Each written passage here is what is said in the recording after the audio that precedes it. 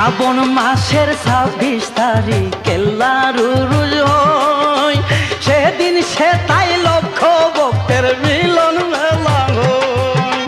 হাজার হাজার নৌকায় আসে কেল্লা বাবা